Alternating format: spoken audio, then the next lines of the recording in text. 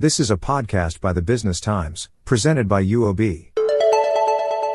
It seems 68% of Singaporean consumers foresee an economic downturn in the next 6 to 12 months. Gosh, feels like we're a pessimistic bunch. But at least the number stands lower than the 70% who expressed this sentiment in the same UOB survey in 2022. The fourth edition of UOB's ASEAN Consumer Sentiment Study has them partnering global management consulting firm Boston Consulting Group for the first time to put together the annual study. It found that rising inflation and increased household expenses constitute the two main worries at the forefront of Singaporeans' minds. For more insights, we speak to Jacquelyn Tan, Head, Group Personal Financial Services at UOB. Welcome to the Business Times Future of Finance podcast, Jacquelyn. Thank you, Howie, for having me. As mentioned, you guys recently released the findings from your fourth annually conducted ACSS. Maybe give us an overview of some of the biggest takeaways you will be garnered from respondents this year. Sure. It takes the consumer sentiments of close to 3,400 respondents across ASEAN, Singapore, Malaysia, Thailand, Indonesia, as well as Vietnam. It's kind of like a barometer of consumer sentiments, one that considers the societal considerations, consumer spending and banking behaviors, as well as digital behaviors, as well as preferences. Ultimately, these surveys and insights add values to consumers as well as businesses to be able to adapt and poise themselves to navigate uncertain economic environments. So some of the key insights that we uncovered, 4 key things. One, which is the concerns over economic downturn, one that's persisting in ASEAN due to the inflationary pressures, the increasing in expenses, and you can imagine the rapid adoption to digital, but more importantly, the importance of an omni-channel strategy for businesses out there. Thirdly, the rapid growth of e-payments with importance of accessibility, convenience, as well as value. And last but not least, banking on personalization, where we discovered that consumers are open to sharing information in favor for more relevant or personalized services that add value to them, especially in such a time-starved environment. More than 2 in 3 actually foresee economic downturn in the next 6 to 12 months. And when we dug deeper into some of the top-of-mind considerations and concerns, many cited the rising inflation, increase in household expenses, decline in savings, as well as the potential impact for their long-term financial commitments. We also probed a little bit further on the worrying financial situation, the ability to put money aside for savings, affording essential items for myself or even my family. And essential items, we are talking about dining, utilities, expenditure, transportation. Necessities, really. Really. The day-to-day necessities. Even, the ability to maintain my current lifestyle. But one thing that we thought was quite interesting for the Singaporean consumers, the fact of the ability to plan ahead for retirement came in top 2. Something that we didn't see in the other 4 markets, but something that's also not unexpected, given our aging population here in Singapore, and the ability to be able to save and plan for your retirement. I think that came out as a key consideration. So the top 2 you were saying was 42% felt they might not have the ability to set aside money for saving. Almost 37% said the ability to plan ahead for retirement was their concern, right? That's right. So how does UOB work with consumers to support their aspirations, help them out with their worries, so to speak? Correct. Consumer spending that has increased year on year about close to 13%. The spending on essentials, like what I mentioned earlier, the average has increased about close to 10%. And when we looked at the average ticket size for things that consumers spend on utility, on transportation, or even dining in itself, has grown about 8 to 10% in each of the categories for the ticket size. So you do see it's quite substantial. That growing.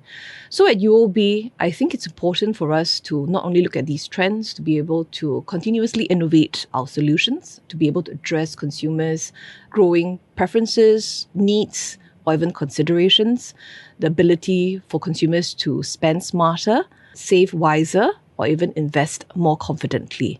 It's about introducing financial solutions that would enable or even empower a consumer to do that. So for example, if I talk about our credit cards proposition that has the card for every lifestyle, And one of my favorites really is the UOB Ladies Card, where you have the ability to choose any of the categories that you would like to earn accelerated rewards. You can change from dining to travel or entertainment every quarter, and you can earn 6 miles for every dollar spent. And that's great value in terms of what you get rewarded for spending wisely and something that suits your lifestyle at that period of time. On savings, we have product solutions like our UOB One account, together with the ability to spend, like let's say $500, you can save and earn high interest rates of close to 7.8%, where it will be a primary transactional account. I think that's where you get interest, that's ability to give you more for your savings that can help beat some of the inflationary pressures that you see out there, to be able to invest confidently through our self-serve UOB Tomorrow app, that we have a simple invest solutions that allow consumers to easily choose from any of the 4 portfolios, especially curated, or whether it's to speak to our advisor. The key thing is to really understand what's on top of consumer insights and concerns, looking at data to create financial solutions that best tailor to their life stage or lifestyle needs. So the ACSS 2023 showed that, right? A lot of the solutions that you mentioned, the UOB Tomorrow, UOB One online. So UOB digitalised, and you've found that they're very receptive consumers to this new tech era. Talk us through some more of the key innovations that UOB's made towards digitalizations and that consumers really liked. Sure. The rapid pivot to digital truly accelerated during the pandemic period. In the last survey that we saw, more than 1 in 2 were using whether they're mobile or even internet banking more frequently in the past 1 year. For UOB, given we have the largest ASEAN consumer banking footprint, we see the importance of the ability to engage as well as communicate with customers in the way that suits their demographic behavior as well as personal preferences. I think one innovation that was very well received was the ability to give customers the actionable insights on a daily basis that's personalized to them. So for example, our UOB Tomorrow Banking app is an all-in-one app, but it is different for everyone because the dashboard is powered by AI-driven insights that are based on data, that's based on consumers' past transactional behavior, spends, and so on and so forth, savings behavior, to curate relevant insights for the consumers. The ability to be able to categorize your spending across dining, retail, utility, transportation, and to be able to nudge you on a monthly basis, hey, you have spent a little bit more on this category versus your previous months of behavior. We have other insights that also nudges you when you're closer to your next level of a higher interest or closer to a next level of a higher cashback on your spend, which consumers find very useful. This also includes, for example, e-commerce is a big thing now currently. While purchases done on e-commerce platforms are high, one common behavior that we do see is consumers do return their e-com purchase on a very high frequency. The ability to nudge a customer when he gets a refund for e-commerce purchase, I think that was also one insight that was quite well received. So when we look at it in total, our AI-driven insights that we push through to our UOB Tomorrow app, in the whole of first half of this year, I think we pushed through about close to 44 million insights over a large base of 2 million customers. This was more than 60% increase. With the increase in transactions data, you would see more personalized insights being pushed out. And from a consumer basis, we saw close to 1 in 2 of our customers interact and engage with some of these insights that we push out. And this is an increase about close to 27%. I think we do see with data the ability to nudge actionable insights based on the different categories, whether it's what concerns you on your spending, on your savings, or what better ways to get, smarter savings nuggets or even spending habits. That has been quite well received overall. Still to come, more on AI, digital payments, e-wallets and such. Stay tuned, and Jacquelyn Tan from UOB will guide us into the future. This episode of Future of Finance is presented by UOB. And now, back to our podcast. We've been speaking to Jacquelyn Tan, Head of Group Personal Financial Services, UOB, and we have to talk about, Jacquelyn, those 2 letters which either strike fear in your heart or makes it skip a beat in anticipation, AI. So tell us about the challenges UOB had to address on your digitalization journey, particularly when it came to deploying AI? The two letters, something that, yes, definitely, that gets everyone very excited, artificial intelligence, because we put customers in the center of everything that we do. Client centricity has always been a priority, and the ability to understand our customers' needs, preferences, goals, ambition, and to be able to tailor personalized banking solutions that meet that lifestyle, life stage objectives, I think is quite critical for us. As such, we leverage a lot on data, build machine learning as well as AI models to identify and to be able to serve our clients better. And we adopt this across a wide range of use cases, whether it's client-facing type use cases in the next best product recommendation, next best engagement offer, or even to some of our internal processes where we leverage AI as well as machine learning to be more productive and more efficient. I'll reach out into our ASEAN markets. First in the market to have introduced it, auto-save feature in our UOB Tomorrow mobile banking app. The ability to use AI and machine learning models to understand the consumer's cash flow patterns, their savings as well as their spending patterns, and the ability to identify small amounts of safe to save money to be able to automatically park funds into higher interest bearing savings accounts and even up to several times a week. So we call this autosave feature. Another area on internal processes, even our replenishment of cash at our ATMs island-wide, the ability to have the optimal timing frequency at different machines at different location, thereby lowering operating costs as well as driving efficiency. I think that was another use case that we saw. So something on the customer facing and something that helps on our internal processing. But generative AI, ChatGPT, definitely garnering more excitement. And it's a question whether technologies like AI can also potentially replace human, which is a very common topic for us at UOB. It's important for us to really strike a balance between using data, leveraging technology, and balancing that with the human touch and the human expertise to be able to maintain our customers' trust throughout this whole evolution altogether. Ultimately, banking is about building a trusted relationship with our customers, with the human touch, with the connection, and depends a lot on emotional intelligence, the empathy, the ability to actively listen, as well as to evaluate and do judgment. The importance of balancing data, technology, as well as human expertise. That's a critical balance for us altogether. And with AI, we leverage a lot of data. So one area that I do feel is quite critical is our role to really build trust, loyalty, as well as to win hearts by using data. As the guardians of data, it's important for us to protect, store, and look at the usage of data, even the transfer of data. The ability to really build loyalty. So understanding what customers want and offering that so that they keep coming back. I think that's where we build loyalty. And where we win hearts is really understanding what customers want and offering them in a time that they don't expect it.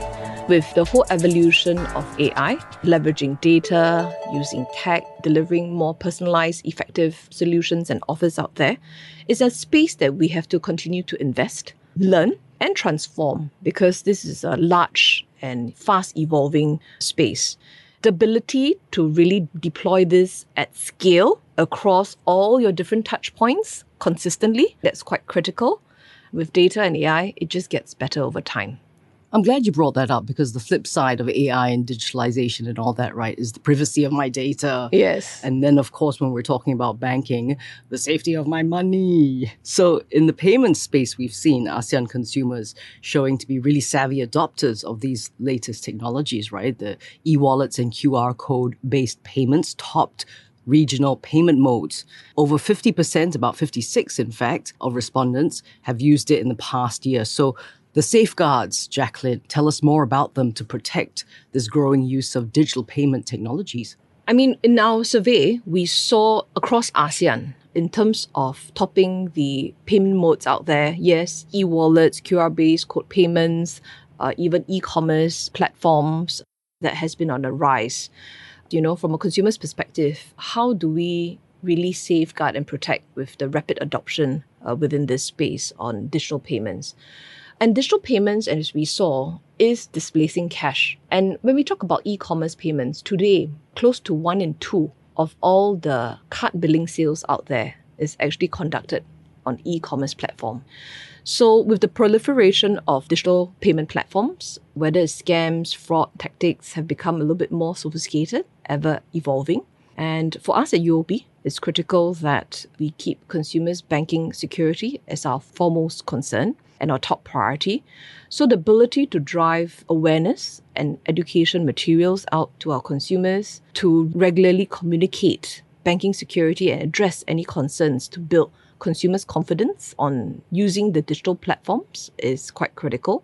The ability to really also, at point of purchase or engagement through the digital platforms, to regularly remind customers with security tips like in-app push notifications, online banking login alerts, pre-login alerts, and so on and so forth. As an industry as well, I do see a whole of industry efforts. Together, we have introduced quite a few measures to minimize fraudulent transactions to protect our consumers as a whole.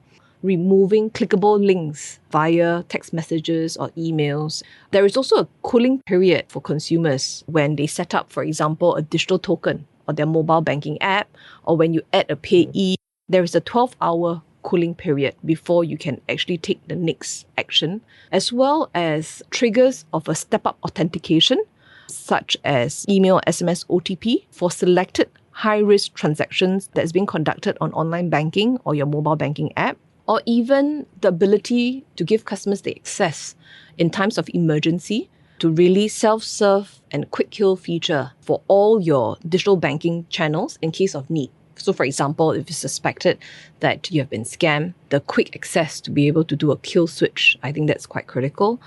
Lowering the transactional limits. So you see how there has been quite a lot of education, awareness, information material that we constantly push out there. And as an industry, we've also tried to put in a lot of friction in the digital engagement processes to be able to really safeguard and protect the consumers. But most importantly, it's really us as individuals that need to take that proactive step to be aware of what's happening around and to really protect our money. Sounds like some people veer towards that. Yes. Not wanting to get online. And you also saw, right, the ACSS survey showed that your bank branches saw a 17% rise in usage region-wide. That means they still want that face-to-face. Jacquelyn, where is the sweet spot for UOB between digitalisation and maintaining that human touch? You know, Howie, it's a great question. Consumers overall are comfortable in engaging depending on the service or the journey that they're looking for in any banking interaction.